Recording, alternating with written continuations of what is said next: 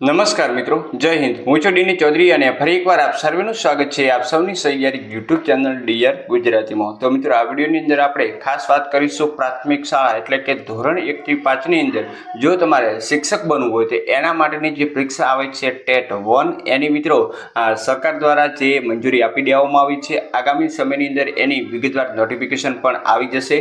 તો એની લઈ અને આ ખાસ અગત્યનો વિડીયો છે. એના પહેલાં પણ આપણે ટેટ 1ને લઈ અને એક વિડીયો બનાવ્યો હતો જેની અંદર જે લાયકાત છે એના પછી અભ્યાસક્રમ છે એની સંપૂર્ણ વિગતવાર તમને સૂચના આપી હતી. પરંતુ આ વિડીયો ફરીથી તમને એક વખત જે સંપૂર્ણ આપણે માહિતી આપી દઈશું. તો એના માટે ખાસ વિડીયો છેલ્લે સુધી જોતા રહેજો. ચેનલ પર ન હોય તો સબસ્ક્રાઇબ કરી બેલ આઇકન પ્રેસ કરી દો એટલે આપણા નવા વિડીયોની નોટિફિકેશન મળતી રહે. તો ચાલો વિડીયો શરૂ. તો મિત્રો, સૌથી પહેલાં વાત કરવામાં આવે તો ટેટ 1ની પરીક્ષા કોણ આપી શકે? તો ધોરણ 12 પછી 2 વર્ષ ડીએલએડ અથવા તો પીટીસીનો કોર્સ કરેલ હોય એ તમામ મિત્રો આ પરીક્ષા આપી શકશે.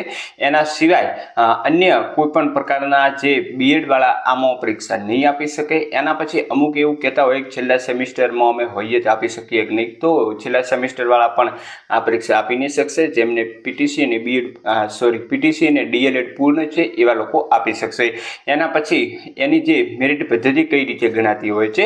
તો તમે ધોરણ 12 પાસ કર્યા છે એના 20% ગણાતા હોય છે, સ્નાતકના 5% ગણાતા હોય છે જો કરેલું હોય તો. પીટીસીના જે છે એ મિત્રો ખાસ 25% ગણાતા હોય છે. એના પછી ટેટ 1ની જે પરીક્ષાના માર્ક્સ હોય એના 50%. આ રીતે 100%માંથી તમારું મેરિટ બને અને મેરિટના ધોરણ 1 થી 5ની અંદર ભરતી થતી હોય છે.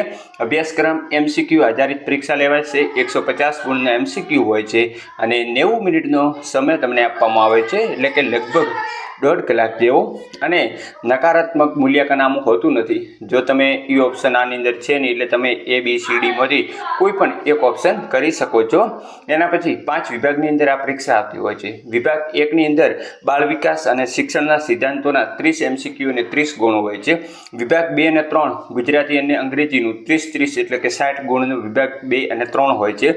વિભાગ 4 ગણિત હોય છે, એ પણ 30 ગુણ 30 MCQ હોય છે. અને વિભાગ 5ની અંદર પર્યાવરણ, સામાજિક વિજ્ઞાન, સામાન્ય જ્ઞાન અને જનરલ જે કરંટ અફેર્સ હોય છે એવું બધું પૂછાતું હોય છે, 30 ગુણનું અને 30 MCQ. આ રીતનું 5 વિભાગની અંદર સળંગ પેપર હોય છે. 150 માર્ક્સ અને 90 મિનિટનો સમય હોય છે જે તમારે આપવાનું રહેતું હોય.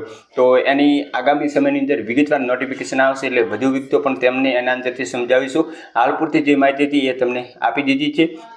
તો બસ આવા જ વિડીયો તમને મળતા રહેશે. ફરી મળીશું નવી અપડેટ સાથે નવા વિડીયોની અંદર.